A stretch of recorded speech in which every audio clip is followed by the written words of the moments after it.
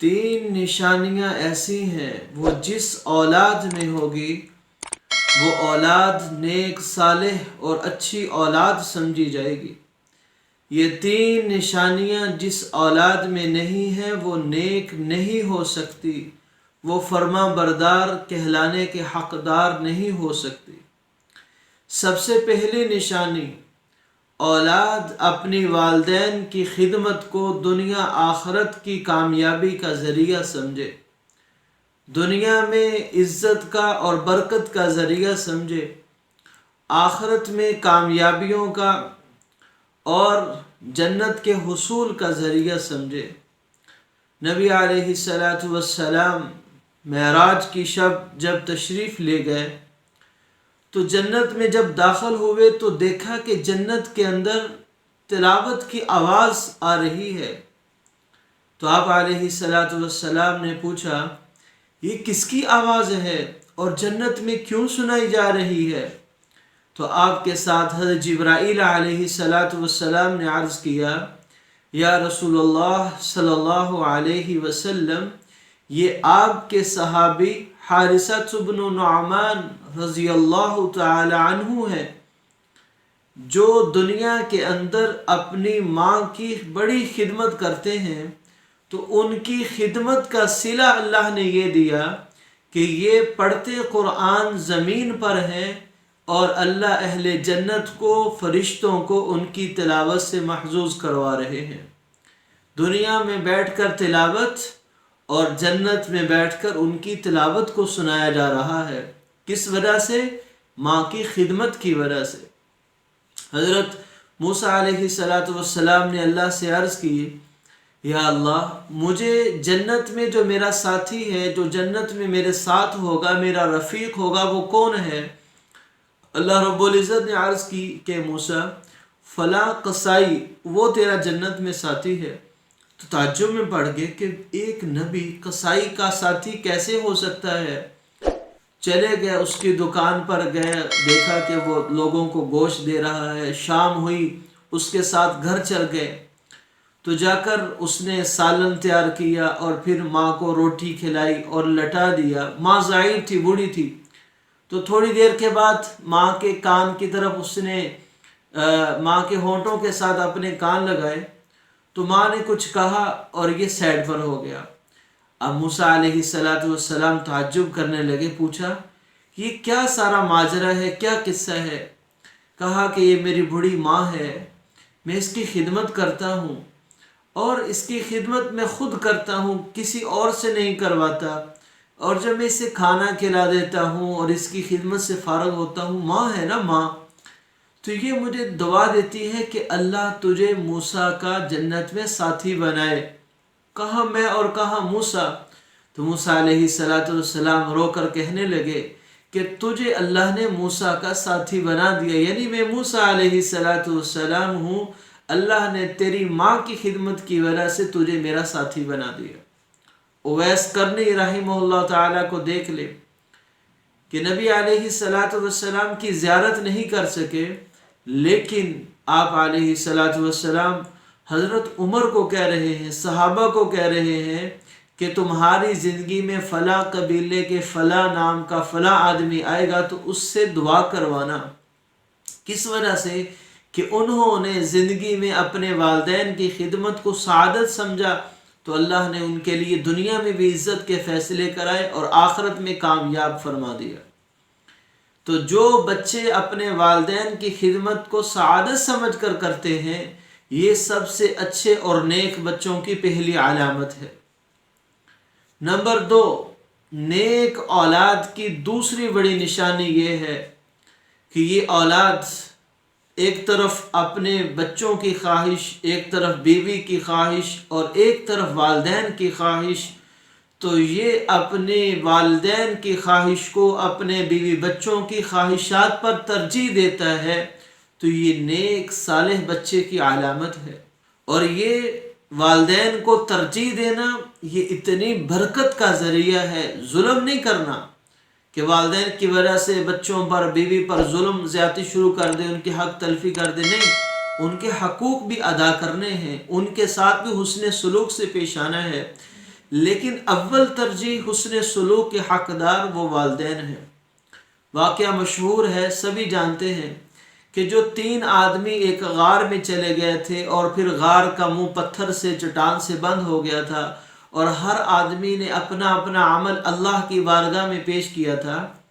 ان میں سے ایک وہ آدمی تھا جس نے کہا کہ یا اللہ، میرے بوڑھے والدین تھے، میں جب گھر آیا تو میں نے دیکھا کہ میرے بچے بھوک سے بھلک رہے ہیں اور میری گھر والے میرے کھانے کے انتظار میں ہیں، تو میں دودھ کا پیالہ لے کر بچوں کے پاس نہیں گیا، بیوی کے پاس نہیں گیا، میں دودھ کا پیالہ لے کر اپنے والدین کے پاس گیا۔ جب والدین کے پاس گیا تو والدین میرے سو چکے تھے، تو میں دودھ کا پیالہ لیے ساری رات اپنے والدین کے پاس کھڑا رہا۔ میں نے بچوں کے رونے کی پرواہ نہ کی، بیوی کی پرواہ نہ کی، والدین کو ترجیح دی۔ یا اللہ، تیری رضا کے لیے، والدین کی خوشنودی کے لیے یہ کیا ہے۔ یا اللہ، اگر تیرے ہاں یہ عمل مقبول ہے تو یہ غار سے پتھر کو ہٹا دے۔ تو غار سے پتھر ذرا سرک گیا۔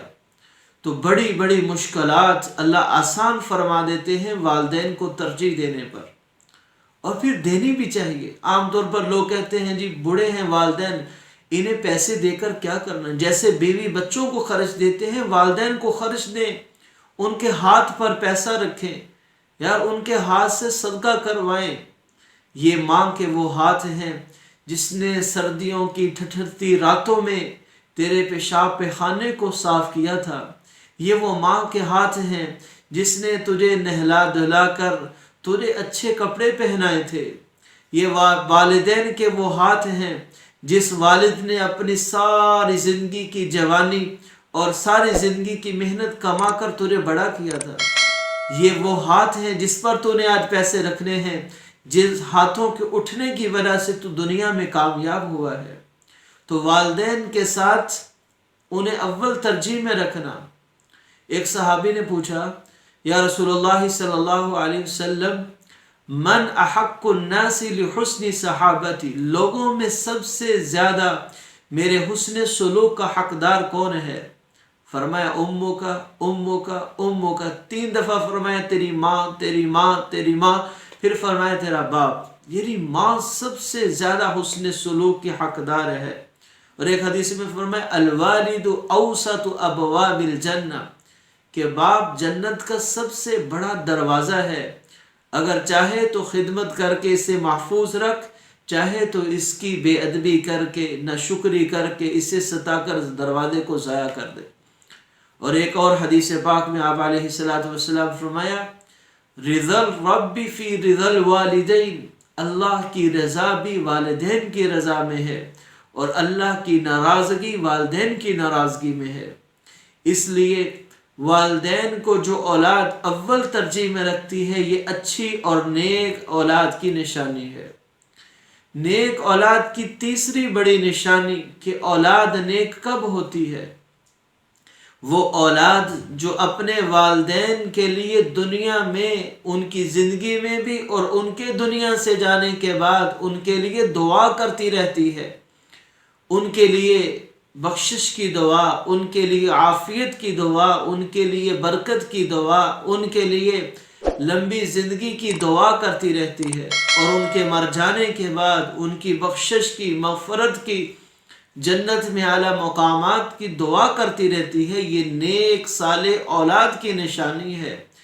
جو بچہ یا بچی اپنے والدین کے لیے دعا کرتا ہے یا کرتی ہے، یہ نیک صالح ہے، یہ نیک صالح ہے۔ ایک سلف صالحین میں ایک واقعہ نقل کیا جاتا ہے کہ ایک آدمی ایک اللہ والے کے پاس آئے اور کہا کہ مجھے بتاؤ کہ میں نیک ہوں یا نہیں نیک۔ وہ ہنس کر کہنے لگے کہ مجھے کیسے معلوم ہو کہ تو نیک ہے یا نہیں؟ کہتے نہیں، بس میں نے آپ سے پوچھنا ہے کہ میں نیک ہوں یا نہیں نیک۔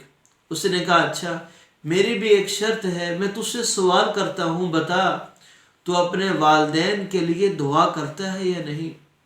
کہنے لگا ہاں، وہ تو میں اپنے والدین کے لیے بہت دعائیں کرتا ہوں، دنیا میں بھی دعا کرتا ہوں اور ان کے جانے کے بعد بھی دعا کرتا ہوں۔ کہا کہ تو نیک آدمی ہے، تو اچھا انسان ہے، تو نیک صالح اولاد ہے۔ کہا یہ کیسے کہہ دیا میں نیک ہوں؟ کہا کہ اللہ کے نبی صلی اللہ علیہ وسلم نے ارشاد فرمایا کہ جب آدمی مر جاتا ہے تو 3 عمل ایسے ہیں جو اس کی زندگی جانے کے بعد بھی باقی رہتے ہیں، قیامت تک کے لیے وہ اعمال جاری و ساری رہتے ہیں۔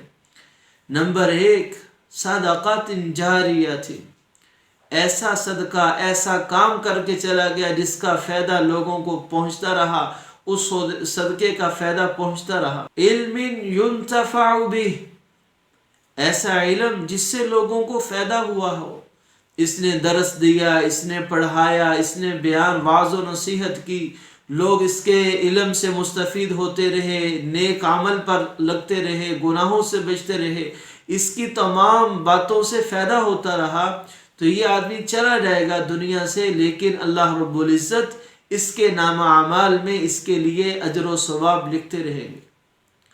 وَوَلَدٌ صَالِحٌ يَدْعُو لَهُ، نیک صالح اولاد جو اپنے والدین کے لیے دعا کر رہی ہے، یہ فرمایا اس کی دعا اللہ پہنچاتے رہتے ہیں، والدین چلے جاتے ہیں، اللہ ان کی قبر میں ان کے درجات بلند کرتے رہتے ہیں۔ تو فرمایا کہ جو بچہ والدین کے لیے دعا کرتا ہے یہ نیک صالح اور اچھے بچے کی علامت ہے کہ والدین نے اتنی تربیت کی ہے بچے کی کہ بچہ والدین کے جانے کے بعد ان کے لیے بخشش کی دعا کرتا ہے۔ تو نیک صالح اولاد ہاتھ اٹھائے تو رب ارحمہما کما ربیانی صغیرا، یا اللہ جیسے میرے والدین نے میرے اوپر بچپن میں رحم فرمایا، میری تربیت فرمائی، مجھے بڑا کیا، میرے اوپر احسانات کیے، یا اللہ میرے والدین پر رحم فرما، ان کی بخشش فرما۔ تو یہ 3 علامتیں جس اولاد میں ہوں گی، یہ اولاد نیک صالح اولاد ہے، یہ اچھی اولاد ہونے کی نشانیاں ہیں۔ اگر کسی میں یہ نہیں ہے تو وہ سمجھ لے کہ اس کی اولاد اچھی نہیں۔ یہ تینوں نشانیاں اپنی اولاد میں پیدا کرنے کی کوشش کیجیے۔ اولاد میں یہ چیزیں ہونی چاہیے، ان کی تربیت میں یہ شامل حال ہو کہ ترجیحات والدین کو دیں، والدین کے لیے دعائیں کریں، والدین کو ان کی خدمت کرنے کو، انہیں راضی کرنے کو دنیا آخرت کی سعادت سمجھیں، تو یہ اولاد کی تربیت کریں۔ اور اگر آپ کے والدین زندہ ہیں تو یہ آپ آج سے عمل شروع کر دیں، ان کے لیے دعا، ان کی خدمت کو سعادت اور انہیں ترجیح دینا شروع کر دیں، تو اللہ تعالیٰ آپ کی اولاد کو بھی آپ کا فرما بردار بنا دے گا، اچھی اولاد بنا دے گا۔ اللہ رب العزت ہمیں اس پر عمل کی توفیق عطا فرمائے۔ اگر یہ بات اچھی لگی ہے تو ضرور اس میں کومنٹ کر دیں اور اس کو سبسکرائب کر دیں اور اپنے دوستوں کو شیئر کر دیں، تاکہ یہ اچھی باتیں تمام لوگوں تک پہنچتی رہیں اور آپ کو صدقہ جاریہ سمجھ کر اس کا ثواب ملتا رہے۔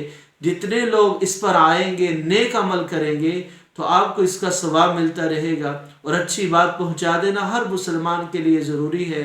اللہ رب العزت اپنی جناب سے تمام کو بہترین جزائے خیر عطا فرمائے۔ اپنی دعاؤں میں یاد رکھیے گا۔ جزاک اللہ خیر، مع السلام۔